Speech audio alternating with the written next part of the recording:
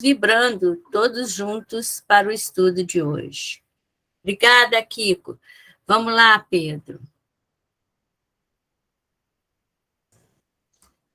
Gente, boa noite para todo mundo, para quem eu ainda não falei aí antes, né, da reunião.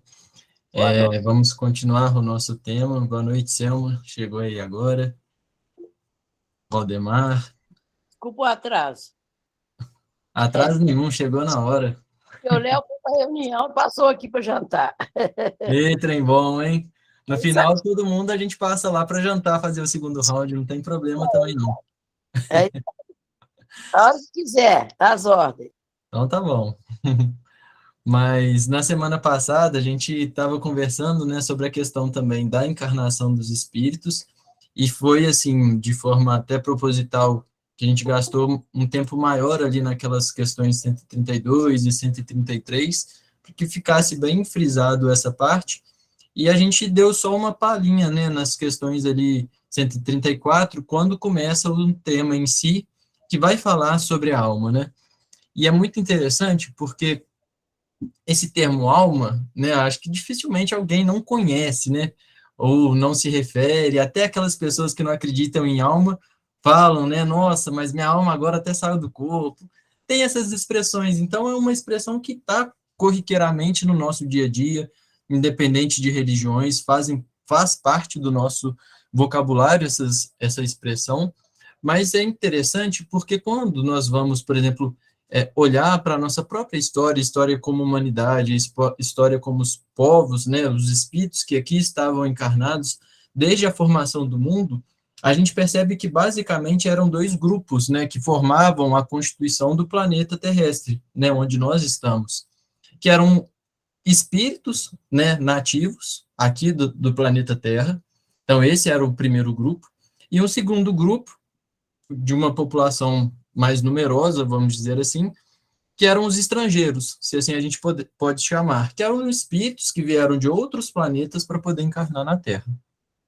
Dentro desse segundo grupo, do grupo dos estrangeiros, basicamente nós temos ali uma divisão desse grupo também. Dentro desse outro grupo, a gente tem um chamado que eram os espíritos, que eram altamente evoluídos na parte de pensamento, na parte científica, em outras ciências, vamos dizer assim, dos saberes, mas que falharam moralmente e estavam tendo aqui na Terra a oportunidade dessa redenção, a oportunidade de ficarmos quites, né, conforme a lei divina.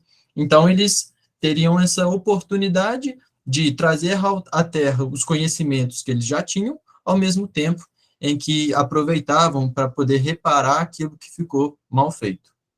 Esse era o grupo mais numeroso. A gente também tem um outro grupo que vieram de fora, vamos dizer assim, da Terra, já não era tão numeroso assim, mas que eram espíritos que encarnavam aqui com uma frequência menor, uma quantidade também menor, e que eram muito ainda ligados a toda a questão material realmente, principalmente à ambição, ao poder. Eles tinham um magnetismo muito forte e conseguiam manipular muitas pessoas. Esse era o segundo grupo. E, para finalizar, o terceiro grupo eram os missionários diretos de Jesus, os missionários diretos do governador planetário, que de tempos em tempos, também uma menor quantidade, uma menor frequência, encarnavam ou reencarnavam aqui na Terra para poder trazer o avanço não só do ponto de vista de conhecimento tecnológico, mas, sobretudo, do ponto de vista moral. Então, essa era a população que a gente tinha aqui na Terra. E aí a humanidade foi avançando, foi se desenvolvendo, passamos por diversas fases, né? A gente pega aí tempos áureos, por exemplo, como lá na Grécia, que tanto a ciência quanto a arte, tudo ali era muito avançado, eram grandes gênios que estavam encarnados, mas que mais à frente, quando a gente percebe e que chegava o nosso teste, e aí a gente vai fazendo algumas conexões também com as questões estudadas no último estudo, quando os nativos ficaram aqui na Terra para ver se realmente conseguiriam dar conta, para ver se iam avançar e se daria tudo certo, a gente passou por um momento muito sombrio, que foi a Idade Média. Então, era um momento onde muito se perdeu em termos de conhecimento, onde muito se perdeu em termos de arte, de filosofia, e ficou aquele aquele, vamos dizer assim, como se fosse um hiato na história, onde nós realmente não demos contas, né? Usamos muitos das religiões, dos nomes de Jesus para perseguir, para matar, para fazer tudo o que não era o correto. Enfim, então esse era o quadro que estava se desenhando quando, no século XIX, vem a doutrina espírita, e a doutrina espírita chega em um momento e em um local especial, que era na França, onde o governador planetário manda todos aqueles que lá atrás vieram como esses missionários, diretamente deles, reencarnar todos ao mesmo tempo, para poder fazer com que levantasse a população do período turbulento e nebuloso que estavam passando. Então, a França, e não só a França, mas toda a Europa, aquela região toda, estavam com espíritos completamente evoluídos no âmbito da ciência, da religião, e cada um foi tendo a sua contribuição, e estavam resgatando tudo aquilo que tinha ficado para trás, perdido, mas também trazendo novos conhecimentos. E é interessante que a gente percebe isso, por exemplo, nas próprias esculturas, quando vemos as esculturas romanas ou as próprias esculturas gregas, essa escola greco-romana, se a gente pode dizer, foi perdida na Idade Média. Mas quando a gente chega no século das luzes, a gente percebe que há praticamente a mesma escola, praticamente os mesmos traços, os mesmos, é muito semelhante os resultados das obras. Então, naturalmente, né, quem mais poderia explicar, senão a doutrina espírita, para podermos relembrar desses espíritos novamente encarnados, impulsionando novamente a arte. Então, é tudo dentro desse contexto em que muitos filósofos também se debatiam sobre os termos utilizados, sobre as nomenclaturas, sobre qual o propósito da nossa vida. Então, quando nós vamos ver sobre a alma, e aí a doutrina espírita entra, principalmente com esse âmbito científico, e que vem justamente trazer para nós essa fé raciocinada, a gente já percebe que toda a codificação espírita, ela é muito bem protocolada, ela é muito bem pautada, segue todo um raciocínio lógico. Então, eu vou tomar liberdade de, antes da gente voltar nas questões, especificamente hoje, da 137, para a gente voltar lá na introdução. Eu vou fazer um breve resumo do item 2, porque lá na introdução, o Kardec ele vai dizer para nós o que ele quer dizer com alma. Ele vai pontuar os termos. O Heraldo sempre traz isso para a gente aqui, rememorando a nossa memória. Porque é muito importante que nós tenhamos ciência daquilo que a gente está falando, que a gente saiba usar a palavra certa e que a concepção da palavra esteja claro, tanto para mim quanto para vocês.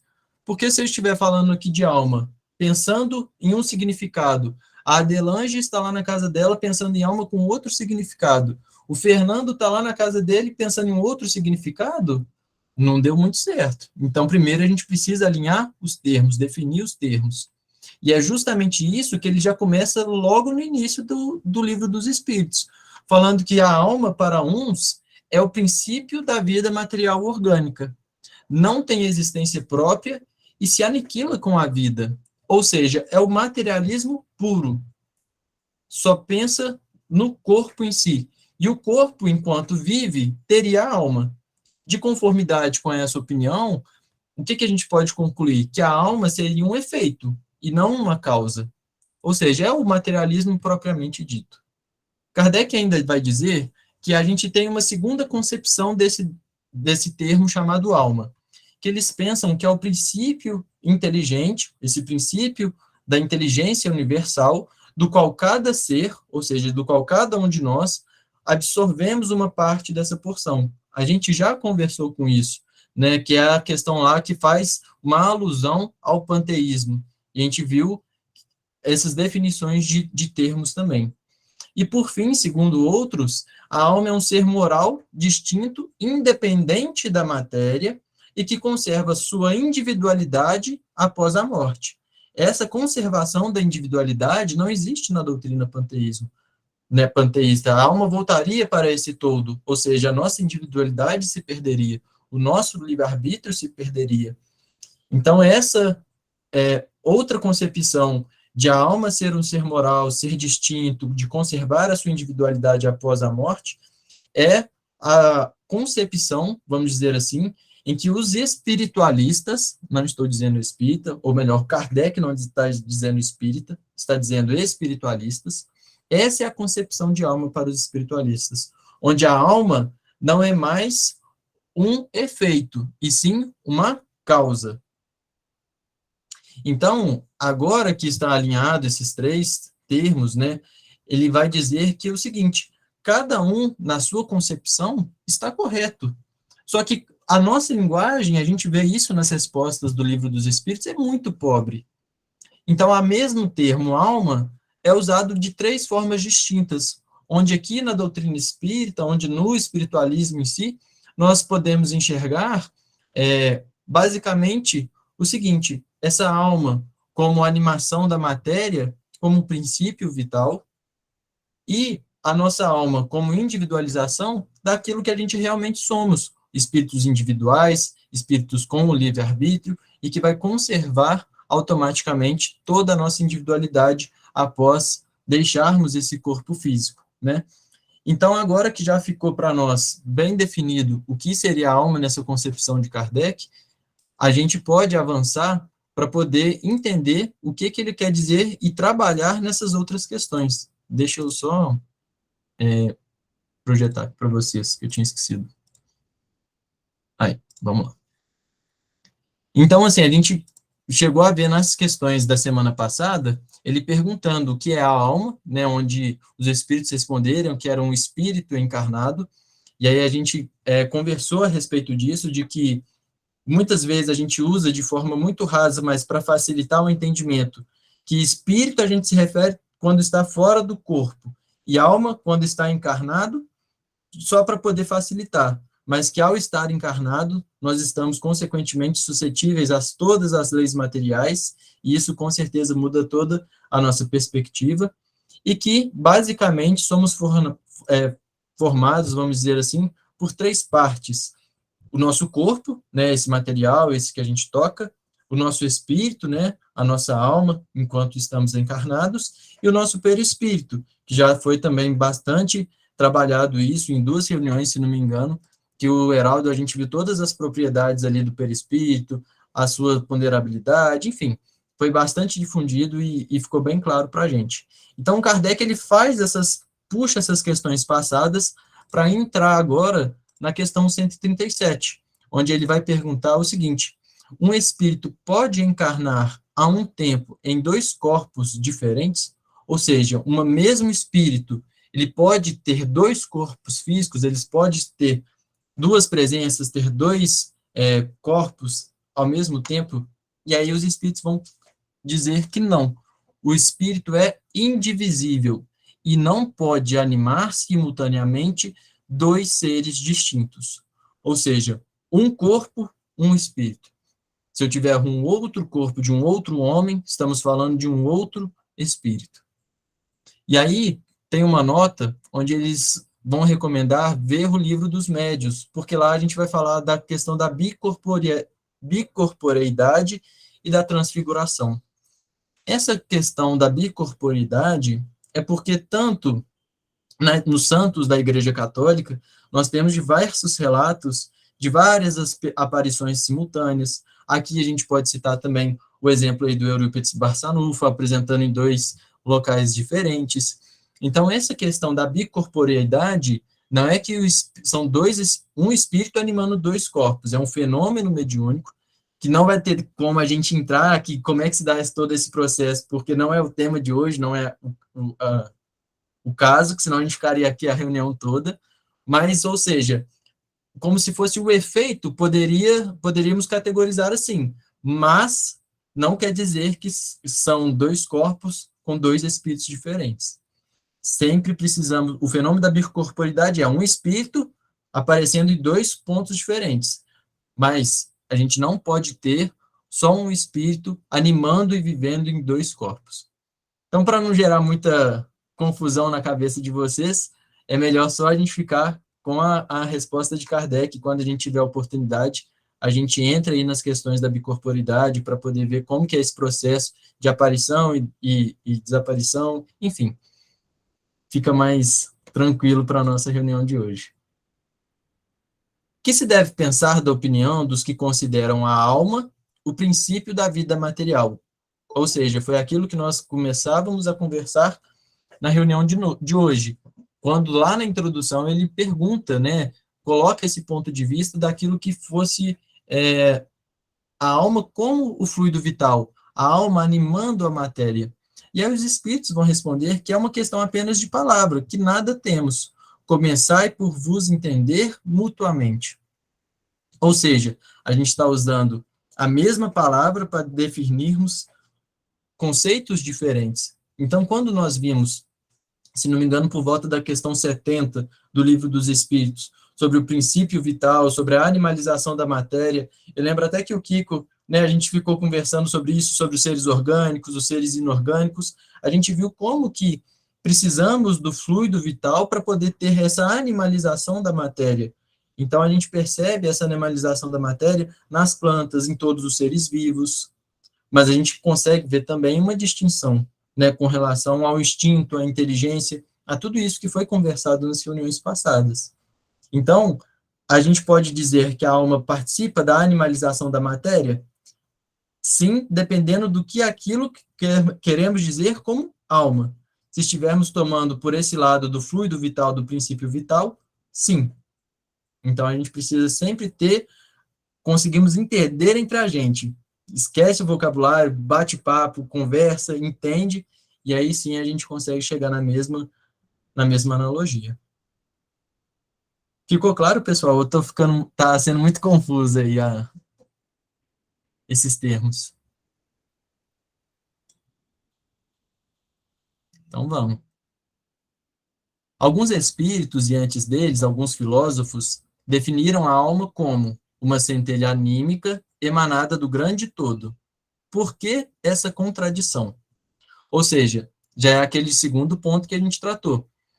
Entendendo como uma centelha divina, anímica, encarnada, que vem desse grande todo-poderoso, que seria Deus. Né? Então, é como se fôssemos uma bolota, assim, em que sai uma partezinha pequenininha, encarna, e que ao desencarnar, essa alma retornaria para esse grande todo, formando aí aquilo, voltando à sua origem. E a gente percebe que os espíritos vão dizer, olha, não há contradição nenhuma. Tudo depende, novamente, das acepções das palavras. Por que não tens uma palavra para cada coisa? Facilitaria muito a nossa vida, né? Porque aí não teria nenhuma ambiguidade, não teria nenhuma confusão em termos de conceitos, em termos de definições desses termos. E aí o Kardec ele vai fazer um comentário para poder fazer um esclarecimento mais fácil para nós, né? Ele vai dizer o seguinte, que o vocábulo alma se emprega para exprimir coisas muito diferentes. Isso já ficou claro para nós. Uns chamam alma ao princípio da vida, e nesta acepção se pode com acerto dizer, figuradamente, que a alma é uma centelha anímica e emanada do grande todo. Por quê? Porque esse fluido vital que nós temos é uma transformação do fluido cósmico universal, e que emana de Deus. É o hálito divino, é o que nos dá a vida, é o que nos dá a vivacidade. Então, por essa concepção, nós podemos falar que sim. Agora, essa ideia, essas últimas palavras indicam a fonte universal do princípio vital, de que... Opa, peraí que eu perdi aqui. De que cada ser absorve uma porção e que, após a morte, volta à massa de onde saiu. Isso já ficou muito claro para a gente, quando a gente estava estudando ali, logo nesse capítulo 2, a questão do espírito animando a matéria, né? Porque é o seguinte, quando a gente vai reencarnar, a gente tem um planejamento reencarnatório. Então, muitos de nós vamos lá, né, aos nossos guias, aos responsáveis pelas nossas encarnações, e tem um planejamento. Planejamento, como o próprio nome diz, não quer dizer que vai ser exatamente aquilo ali, mas tem um norte, tem uma diretriz. Então, por exemplo, o nosso fluido vital está relacionado à quantidade que nós vamos ter de acordo com esse planejamento. Então, se antes de eu reencarnar, provavelmente, eles falaram assim, não, Pedro vai precisar ficar aí pelo menos uns 100 anos para poder ver se consegue resgatar alguma coisa aí do que ficou para trás. Esse é o planejamento, que eu vou ter um fluido vital para 100 anos. Mas eu posso, de acordo com o meu estilo de vida, de acordo com a minha alimentação, de acordo com aquilo que eu ingiro, com aquilo que eu falo, de acordo com as minhas atitudes, do meu comportamento ao longo do tempo, abreviar esse desencarne, abreviar essa perda do fluido vital, ou então chegar justamente aos 100 anos e ter esgotado aí esse fluido vital. Ou o contrário, ainda acontecer situações que me levem ao desencarne, mesmo sem ter gastado esse fluido vital todo. Então, quando ocorre esse processo de desencarne, em que o espírito não está mais encarnado, esse fluido vital, ele se desfaz. Tem equipes espirituais que vão pegar todo esse fluido vital e ele volta justamente a compor o fluido cósmico universal. Então, na matéria em si, ela nunca se perde, a matéria está sempre se transformando.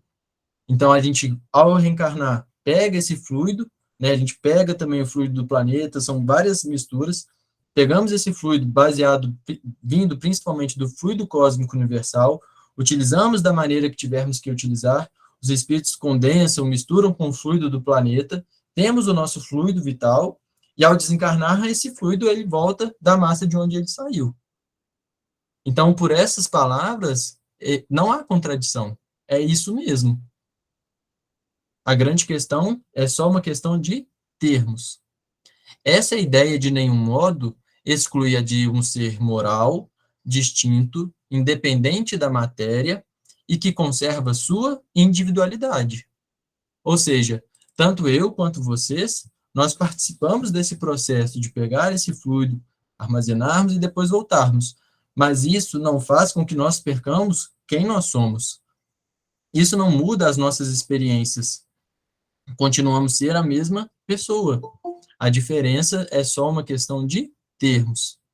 A esse ser, igualmente, se dá o nome de alma, e nesta acepção é que se pode dizer que a alma é um espírito encarnado, ou seja, nessa acepção de que somos individualmente um espírito, ao estarmos encarnados, aí sim podemos dizer que somos almas, ou seja, somos individualidades encarnados num corpo físico.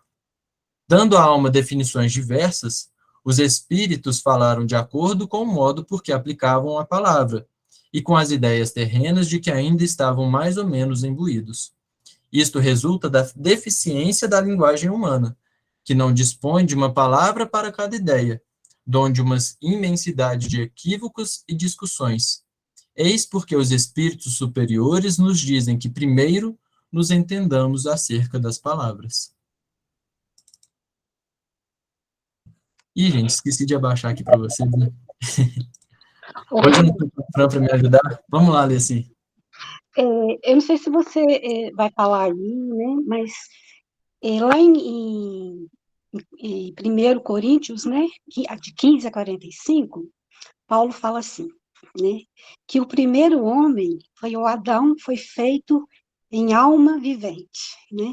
E o último Adão em espírito vivificante. Aí tem um estudo muito bacana dentro disso, né? Em relação ao primeiro Adão, né? Que né, a simbologia, né? Do pecado, né? Da infidelidade a Deus, né? Então, relaciona isso com o seguinte, né? Como o primeiro Adão, é igual você está falando aí, nós ainda estamos na matéria, né?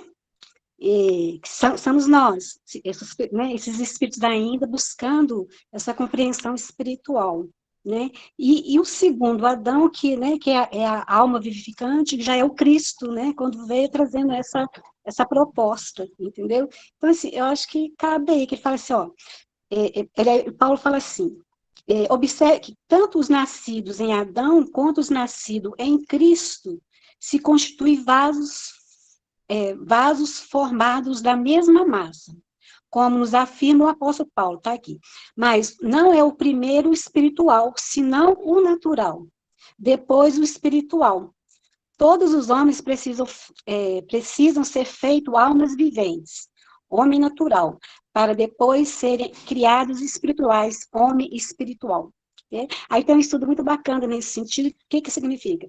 Que nós ainda estamos nessa primeira, né, simbologia do primeiro Adão, ainda nessa materialidade, buscando o espiritual.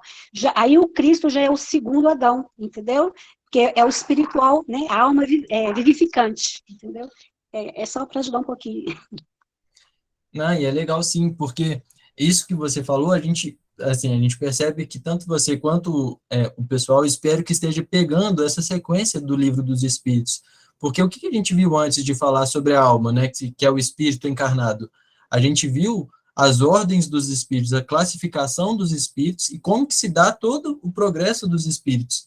Então, é através disso, né, desses processos de reencarnações, de às vezes estarmos muito apegados ainda ao materialismo ou às opiniões. Então, são os processos que a gente vai passando para que um dia a gente chegue a essa perfeição, né? Que Jesus nos orientou, sede perfeitos como perfeito é o vosso Pai Celestial. Claro que a perfeição é relativa, mas no estudo passado a gente viu os objetivos das nossas encarnações, né? Vimos que temos as expiações, mas temos as nossas missões também a cumprir aqui na Terra, em diversos graus, e que ainda assim, cada um de nós somos ainda os co-criadores deste planeta. Então, ainda temos essa responsabilidade. Então, à medida que a gente vai evoluindo aí, a responsabilidade vai só aumentando e a matéria vai só se purificando, né? Mais alguém, pessoal, quer trazer alguma consideração?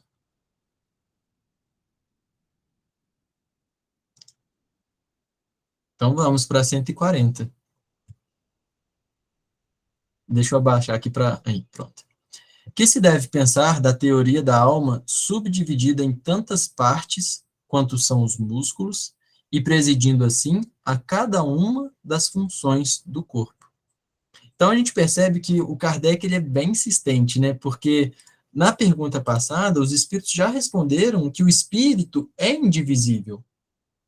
Então o que ele está querendo dizer é que existia uma teoria naquela época em que a alma ela era dividida em várias partes e que aí cada parte dessa, vamos dizer assim, dessa alma era responsável por uma função do corpo.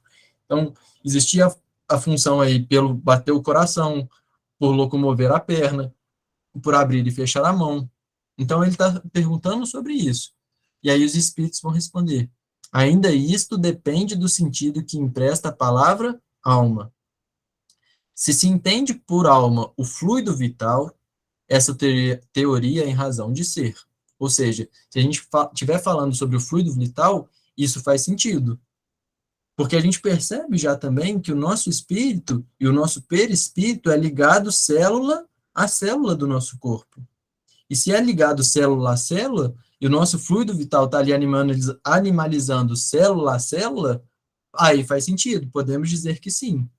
Agora, se entende por alma o espírito encarnado, aquele ser individual encarnado, já é errôneo. Já dissemos que o espírito é indivisível. Ele imprime movimento aos órgãos, servindo-se do fluido intermediário, sem que para isso se divida. Ou seja, o espírito pensa, o espírito comanda, o perispírito coordena-lhe a parte material, e aí existe a ação. O espírito, ele não se divide para isso, o espírito é indivisível.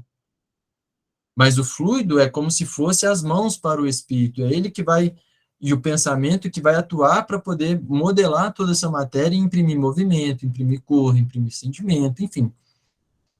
Então, depende da concepção, o espírito não se divide. Aí olha o que Kardec coloca, entretanto, alguns espíritos deram essa definição. Ou seja, estão falando isso para a gente, como é que é? Aí olha que lição que os espíritos vão deixar agora da falange de verdade. Que os espíritos ignorantes podem tomar o efeito pela causa. O Kardec vai comentar que a alma atua por intermédio dos órgãos, e os órgãos são animados pelo fluido vital que por ele se reparte, existindo em maior abundância nos que são centros ou focos do movimento.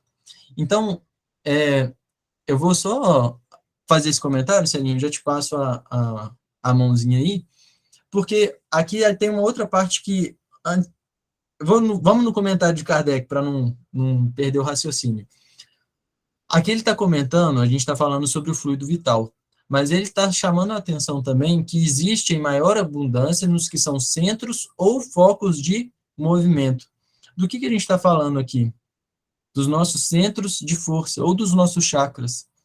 Então, esses pontos, chakra coronário, cardíaco, laríngeo, enfim, todos esses 7 principais e ainda as subdivisões, vamos dizer assim, que são desses chakras, desses centros de força, são pontos onde está concentrado uma quantidade maior desse fluido vital. Esta explicação, porém, não procede desde que considere a alma e o espírito que habita o corpo durante a vida e o deixa por ocasião da morte. Ou seja, mais uma vez, uma questão de palavras. Vamos ver a serinha aí primeiro. Não, na verdade, só chamando atenção, nessa resposta dos espíritos, os espíritos ignorantes podem tomar o efeito pela causa.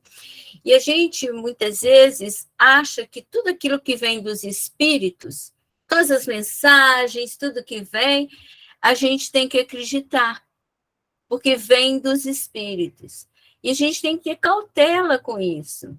Por isso que é importante ter o conhecimento, estudar a codificação, estudar a doutrina, para que a gente não ache, veio a mensagem do fulano, então, o fulano recebeu a mensagem do espírito, o espírito falou isso, para a gente não tomar cuidado com esse detalhe, né, que é muito importante.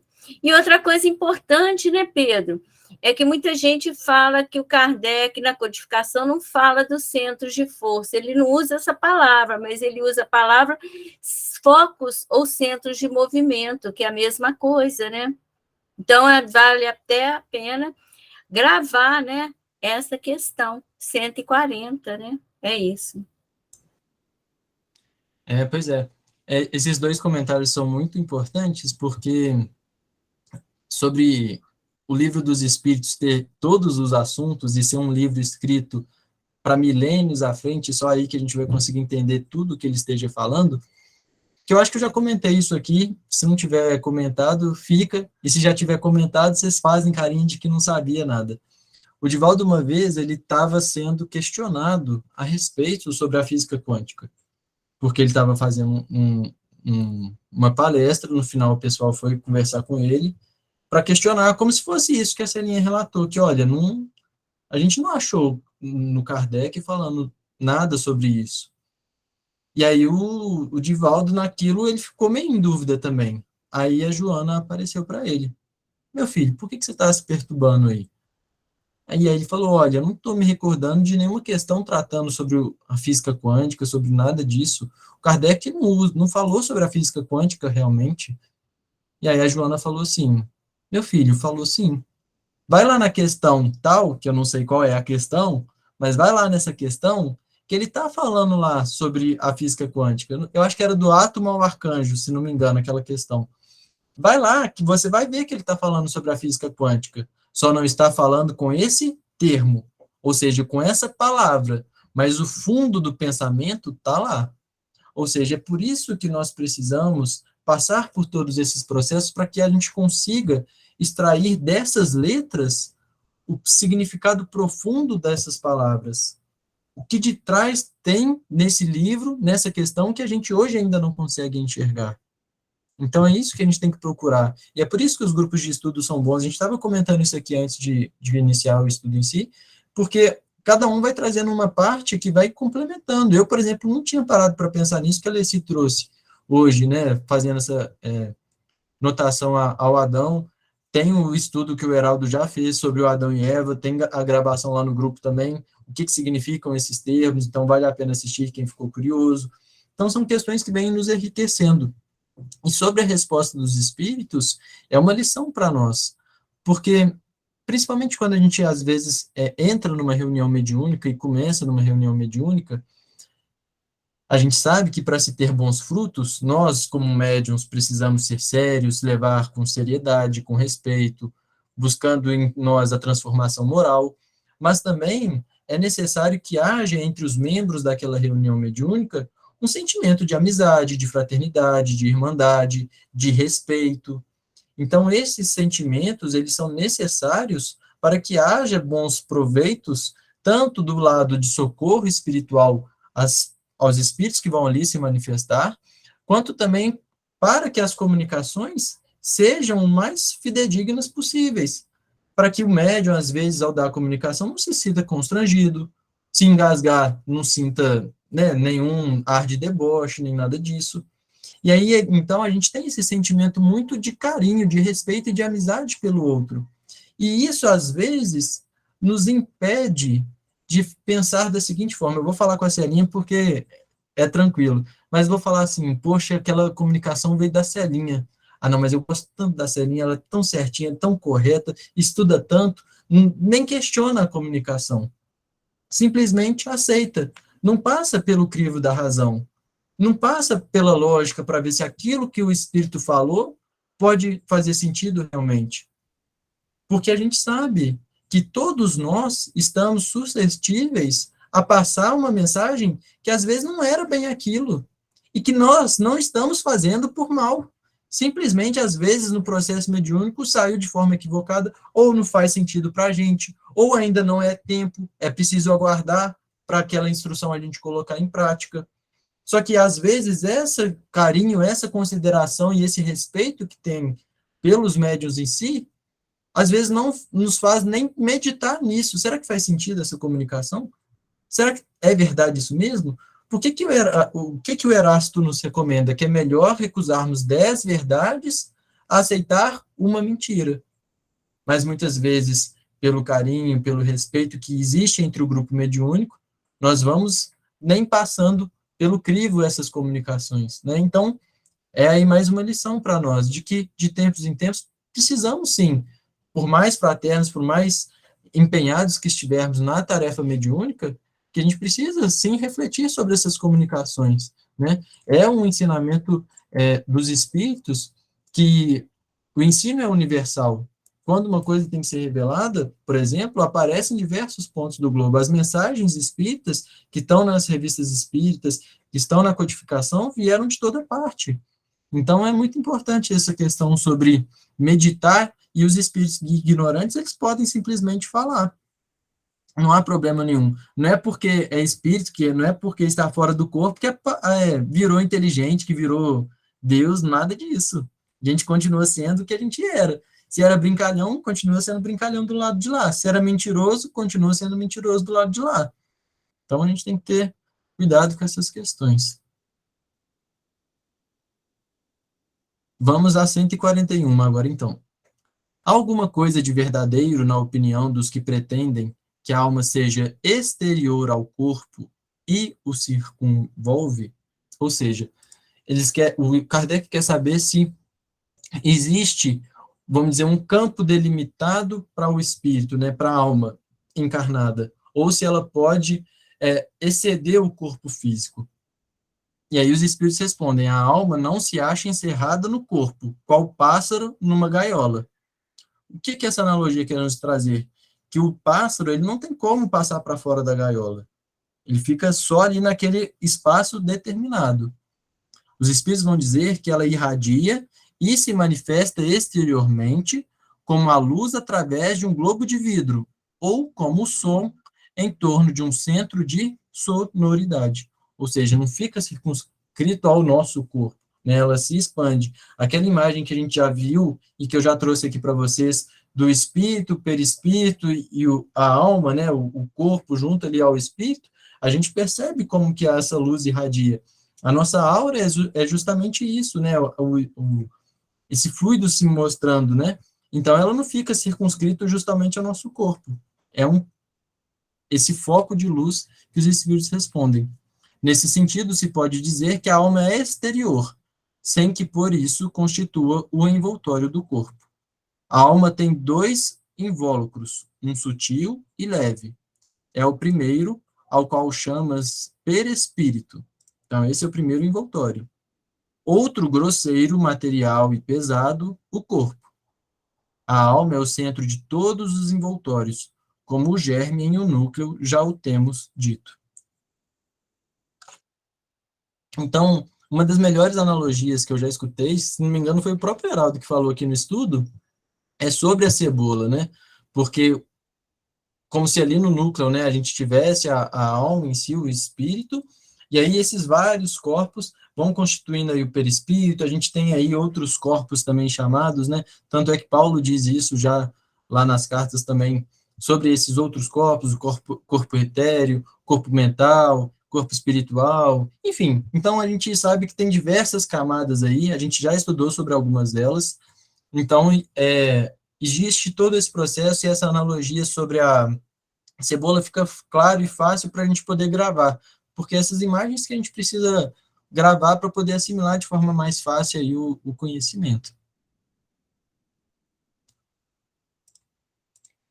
O povo está quietinho hoje. Vamos lá.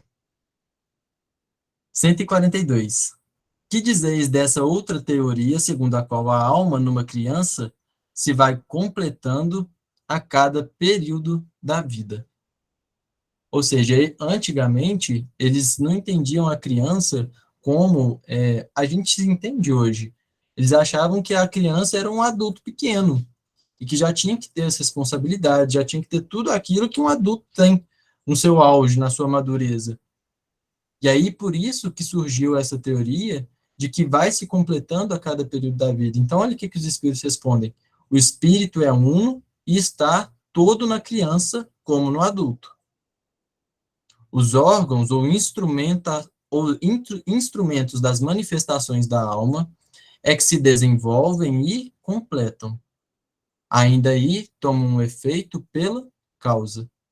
Ou seja, o espírito, quando a gente já está como criança, ele já está todo lá. O que vai se desenvolvendo é a parte material, o desenvolvimento dos órgãos, o desenvolvimento do corpo, do braço. Então, tudo isso leva tempo, né? A gente sabe também que os laços eles vão se ajustando com mais ou menos pressa de acordo com a evolução da alma. Então, o nosso fator moral, a nossa luz vai interferir para esse processo, né? E aí os espíritos ainda comentam que existem os ajustes na reencarnação, né? Eles falam que geralmente quando chega aos 7 anos é que completa-se aí todos esses vínculos, todo o processo, vamos dizer assim, reencarnatório, em que os laços realmente se fecham, e aí depois aos 14, depois aos 21 anos. E aí também o espírito em si começa a manifestar tudo aquilo que ele traz anteriormente, né, que a gente olha às vezes aquelas crianças tão linda, loirinha, de olho azul, tão fofinha, tão bonitinha, chega no período de adolescência, se transforma em outra pessoa, porque são os pendores, né, são as inclinações passadas que vão se manifestando também, e aí que cabe aos papéis dos pais, e quando eu digo os pais, os papéis de criação, principalmente, no processo de educação.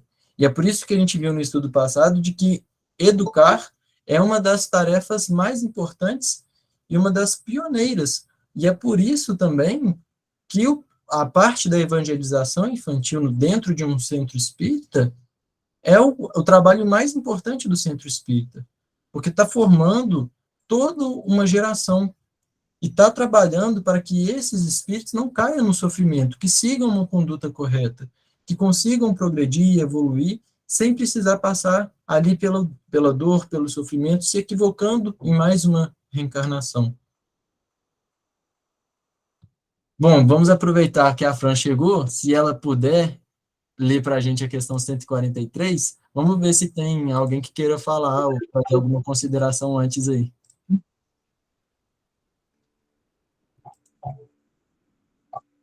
Ninguém, pessoal? Então vamos. Pode ser, Fran? Dá para ler? Pode, lógico. Então tá. Por que todos os espíritos não definem do mesmo modo a alma? Os espíritos não se acham todos esclarecidos igualmente sobre estes assuntos. Há espíritos de inteligência que são como as crianças entre vós. Também há espíritos pseudo-sábios que fazem alarde de palavras para se imporem, ainda como sucede entre vós. Depois, os próprios espíritos esclarecidos podem exprimir-se em termos diferentes, cujo valor, entretanto, é substancialmente o mesmo, sobretudo quando se trata de coisas que a vossa linguagem se mostra impotente para traduzir com clareza. Recorrem, então, a figuras, a comparações que tomais como realidade. Então, Kardec queria saber por que não facilitavam a nossa vida, né? Por que não resolvia tudo numa questão só, todos os espíritos falassem da mesma forma, definissem os mesmos termos, que aí facilitaria para todo mundo. Só que cada esclarecimento de cada individualidade é um. A gente percebe isso com o próprio Jesus. Ele poderia dizer algumas coisas aos seus apóstolos, mas que não poderiam dizer a toda a multidão. Por isso falava por parábolas.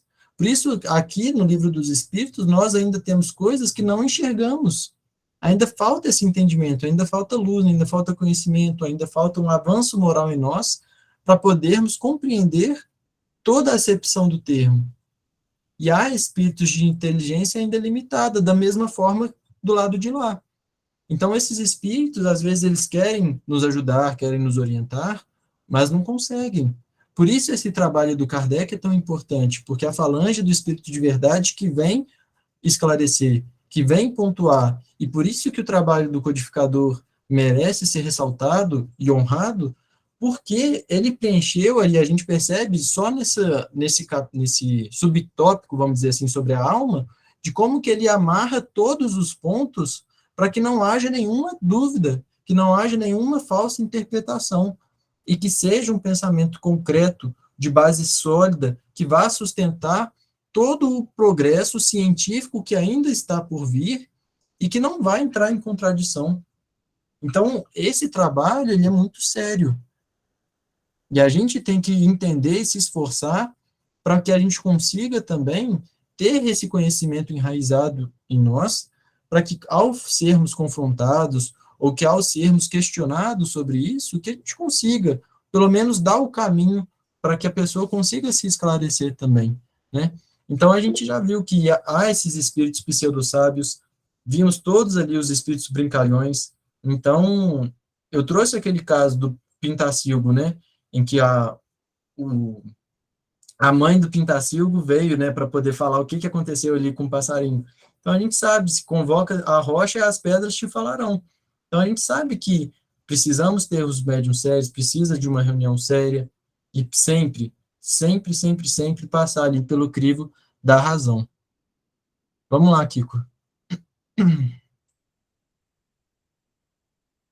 O Pedro, quando você falou aí sobre a importância, né, das obras básicas, da codificação, né, de todo o trabalho feito e de tudo que nos foi dado há 160 anos, né, e que nos é dado ainda, como nessa reunião em que nós estamos estudando e aprendendo, e descobrindo ainda mais, com mais clareza ainda, 160 anos depois que esta obra foi feita. E chegou até nós almas ou espíritos encarnados, né? E mesmo desencarnados, né? Nessa fieira de reencarnações. Mas também eu queria chamar a atenção para uma questão, a do contexto, né? Quando essas obras básicas, como o Livro dos Espíritos, foi escrito a partir de comunicações de vários médiuns, de vários locais, né?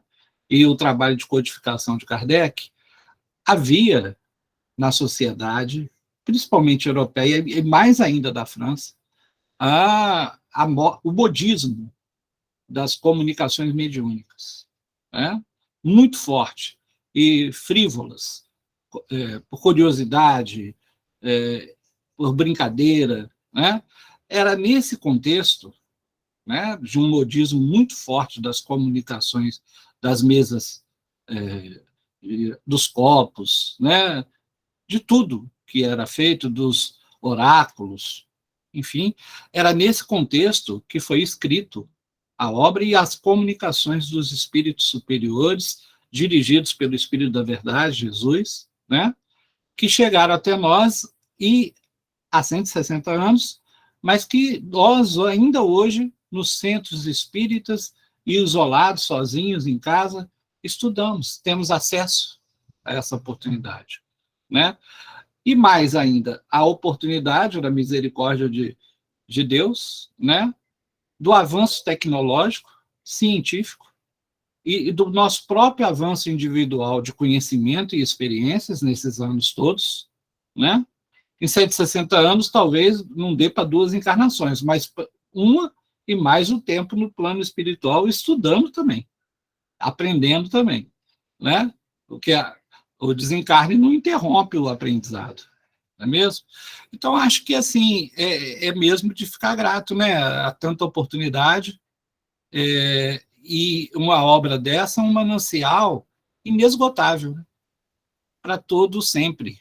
É um manancial riquíssimo e inesgotável mesmo, porque a cada dia que passa, com as suas experiências, seus esforços, e com o avanço coletivo da comunidade do planeta Terra, dos moradores desta morada, né, de um planeta de prova e expiação, com o próprio avanço e evolução do planeta, passando de prova e expiação para de regeneração, a gente vai conhecendo ainda mais e aprofundando ainda mais nesse manancial inesgotável, que são as obras básicas, que é a doutrina espírita, que chegou até nós encarnados há 160 anos. Isso é verdade. E, assim, isso que você trouxe traz para nós um senso de agarrar a oportunidade. Porque quando a gente falou ali sobre essa chegada, né, do Consolador Prometido, e que estava todo um cenário montado para que chegasse, tinha que chegar naquela época, naquele horário. Então, eram os espíritos que estavam reencarnados naquele local, naquele momento, que iriam ajudar nesse trabalho de codificação, e a gente pode trazer isso para a nossa vida. Porque, às vezes, nós estamos reencarnados, vamos dizer assim, no nosso núcleo familiar, que, às vezes, para a gente ter essa oportunidade de, no meu caso, por exemplo, ser filho da Isabel, irmão do João Renato, esses espíritos, às vezes, se eu jogar fora essa oportunidade, para reencarnar todo mundo e desencarnar e reencarnar todo mundo nessa mesma condição, às vezes vai demorar aí mais 100, 200, 300 anos. Então, é melhor já aproveitar agora, porque aí a gente lembra das respostas passadas dos espíritos, que para esses que estão desperdiçando esse tempo, não retroagem, mas as eternidades lhes serão mais longas, ou seja, vai demorar mais a chegar no progresso, não que a gente saiba aproveitar essas oportunidades que a doutrina espírita incansavelmente nos oferece, né? Vamos lá, Fran, para a gente fechar os tópicos de hoje. Na 144. Que se deve entender por alma do mundo? O princípio universal da vida e da inteligência, do qual nascem as individualidades. Os que se servem dessa expressão, porém, não se compreendem as mais das vezes uns aos outros. O termo alma é tão elástico que cada um o interpreta ao sabor de suas fantasias. Também à terra é um atribuído uma alma. Por alma da terra se deve entender o conjunto dos espíritos abnegados que dirigem para o bem as vossas ações, quando os escutais, e que, de certo modo, são os lugares tenentes de Deus com relação ao vosso planeta. Então, aqui a gente já vê mais acepções desse termo alma, né? Fazendo alusão a Deus, ao nosso Pai Criador, mas também fazendo alusões aos nossos anjos guardiões, aos nossos guias protetores, aos protetores espirituais de cada estado, né? De cada estado, mas também de cada país, como aqui a gente tem Ismael, lá na França a gente tem São Luís. Então, essas acepções, elas podem tomar aí diversos significados. Então, o mais importante é que a gente entenda que, para a doutrina espiritualista, nós, almas, significamos espíritos, individualidades encarnados. E aí, se a gente quiser expressar um outro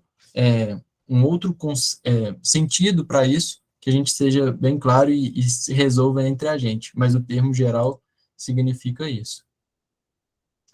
145, Fran. Como se explica que tantos filósofos antigos e modernos, durante tão longo tempo, hajam discutido sobre a ciência psicológica e não tenham chegado ao conhecimento da verdade? Essa pergunta é boa, né? Porque, poxa, a gente tem lá os filósofos da Grécia que eles foram os precursores disso tudo. E aí tem alusão também na codificação mostrando que eles já estavam preparando o terreno para a doutrina espírita. Então veja só como é que é importante toda essa sequência, né? Vamos ver o que os espíritos vão responder. Esses homens eram os precursores da eterna doutrina espírita, prepararam os caminhos. Eram homens e, como tais, se enganaram, tomando suas próprias ideias pela luz. No entanto, mesmo os seus erros servem para realçar a verdade. Aí tem que subir um pouquinho. Mostrando o pró e o contra. Agora foi. Mostrando o pró e o contra. Demais, entre esses erros, se encontram grandes verdades que um estudo comparativo torna apreensíveis. Então a gente percebe que nada é inútil aqui na Terra, né? Mesmo quando esses espíritos, às vezes, eles se percam no esclarecimento, se percam aí, que podem se acontecer isso, de se equivocar em algum termo, ou não ser bem compreendido, ou desviar em alguma situação tal conhecimento qual a lei da verdade, já serve também como experiência daquilo que não é o correto, não é o caminho. Então, essa somatória de acertos e de erros é que vai fazendo com que a gente chegue naquilo que nós conhecemos hoje. E aí a gente não pode esquecer também daquilo que eu falei, que de tempos em tempos encarnam na Terra espíritos diretamente enviados de Jesus, que trabalham para o aprimoramento da Terra. E aí, quando alguma coisa precisa ser revelada, isso vai aparecendo. E aí esse progresso vai sendo feito ao longo aí dos anos. 146. A alma tem no corpo sede determinada e circunscrita? Sede determinada e circunscrita? Não. Porém, nos grandes gênios, em todos os que pensam muito, ela reside mais particularmente na cabeça, ao passo que ocupa principalmente o coração naqueles que muito sentem e cujas ações têm todas por objeto a humanidade. É muito legal isso, né? Porque a gente, aí mais uma vez, fazendo analogia aos centros de força também, porque tem umas passagens também no Evangelho que, uma vez estudando com um amigo, ele estava mostrando justamente isso, sobre a sede do coração, da mente, mas não vem ao caso aqui não, senão vai ficar longo, mas a gente deixa para um outro estudo também. Mas é impressionante isso, a gente percebe como que a nossa evolução moral vai se refletindo automaticamente na nossa própria aura, né? Enquanto a nossa aura pode chegar aí, né, esse espaço ao longo de alguns centímetros pelo corpo, de fora ao corpo, vamos dizer assim, 3, 5 centímetros, a do Chico parece que se, né, vier um pessoal da NASA, o Heraldo lembra isso de cabeça, eu não sei de cabeça, mas eu vou dar um chute para baixo. Do Chico eram 15, mas não eram 15 centímetros, eram 15 metros. Então, olha a capacidade desse espírito de amar, olha a capacidade desse espírito de envolver, de abraçar, de aconchegar. E ele não precisava nem abraçar para isso. Tanto é que só de chegar onde o Chico estava, as pessoas já eram acalmadas, já eram tranquilizadas, já sentiam essa vibração. Da mesma forma, isso a gente tem nesses gênios que a humanidade conheceu, Newton, Einstein, pessoas, espíritos completamente evoluídos que vieram desenvolver partes importantes para aquilo que a gente se tem hoje.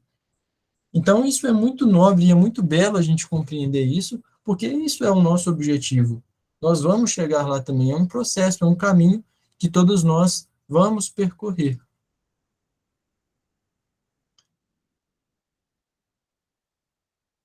Que se deve pensar da opinião dos que situam a alma num centro vital?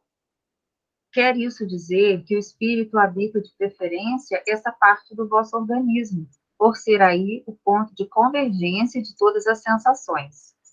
Os que a situam no que consideram o centro da vitalidade Esses a confundem com o fluido ou princípio vital. Pode, todavia, dizer-se que a sede da alma se encontra especialmente nos órgãos que servem para as manifestações intelectuais e morais. Então aí, esse desdobramento dessa questão, mais uma vez, fazendo a analogia ao fluido vital, né? Aquilo não como um espírito individualizado, mas se os espíritos respondem que a nossa sede, vamos dizer assim, se encontra nas manifestações intelectuais e morais nesses órgãos, ou seja, na mente, no cérebro, que ainda é muito pouco estudado, mas também ao nosso coração, né? Então, a gente poderia chamar atenção para esses dois órgãos que são mais destacados frente aos outros, né? Celinha. Então, aí a gente pode lembrar de Jesus quando ele fala que o nosso tesouro está onde está nosso coração. Ou seja, onde está o nosso espírito, onde está a nossa mente. Né? Então, se a pessoa é mais voltada para coisas como um gênio, ela está mais voltada para essas coisas mentais, do raciocínio, do pensamento. Se ela é mais afetuosa, o espírito está mais ligado a esses órgãos, né? A essas questões. Né? E se é um bruto, imagina aonde vai. Né? Obrigada, filho. Muito bem colocado. Cida. Então, eu gostaria, Pedro, apenas para que a gente possa refletir um pouco dentro de tudo que você falou, tão bem dentro desse assunto e ficou tão claro para nós. Na questão 145, quando pergunta, né, como podem os filósofos terem levado tanto tempo e não terem alcançado, possivelmente, a sutileza das definições dos planos maiores, eu tenho sempre comigo, eu estou virando um pouquinho, porque meu celular tem um microfone embaixo, tá? iPhone é difícil.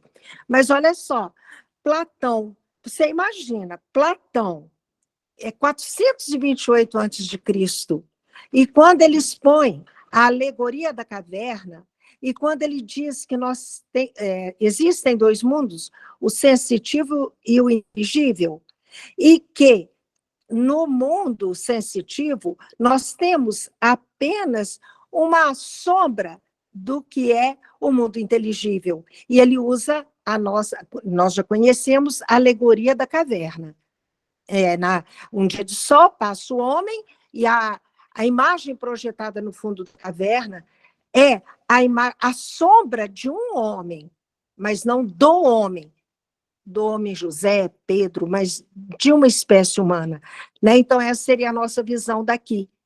E aí, quando a gente fala nas nossas limitações vocabulares, os espíritos passam muito trabalho com a gente, porque nas comunicações mediúnicas, como eles tateiam termos para se fazerem entendidos por nós, médiuns, que estamos nessa situação, engaiolados na matéria. Né? Era mais esse sentido, porque eu gosto muito da alegoria do Platão para a gente pensar a antecipação da doutrina espírita. Você vê quantos séculos antes de Cristo, né? Obrigada. Não, são espíritos assim completamente abnegados e devotados ao bem e ao nosso aperfeiçoamento, né? Então, sempre que a gente às vezes olha para o nosso planeta, né, nesse turbilhão que vem passando, nesse processo aí de transição planetária, às vezes a gente olha, né, para esses cenários aqui no Brasil em que a gente está vivendo aí de política, no cenário global de tantas confusões, vamos dizer assim, econômicas, de guerras, enfim, a gente fala assim, poxa, mas não é possível que Jesus está no controle. É porque a nossa visão é muito estreita. A gente não consegue nem analisar nós mesmos, que dirá o nosso planeta. Mas ele consegue. Ele sabe de tudo. E é por isso que aquela música... Não é verdade? Por isso que eu gosto tanto daquela música que eu coloquei no início hoje, aquela Sonda-me, porque sonda todos nós. Só ele nos conhece, nos envolve. E é esse hálito divino, esse fluido cósmico universal que todos nós estamos mergulhados. E estamos dentro de Deus, porque ele vai nos abraçar, nos orientar e nos esclarecer, através da doutrina espírita, que todos nós somos imortais e que nenhum de nós está sozinho neste ou em qualquer planeta do universo, né? Então, agradeço aí a atenção do estudo de hoje, completamos aí esse item a alma, e agora é com você aí, Sarinha. Obrigado, gente. Muito obrigada, Pedro.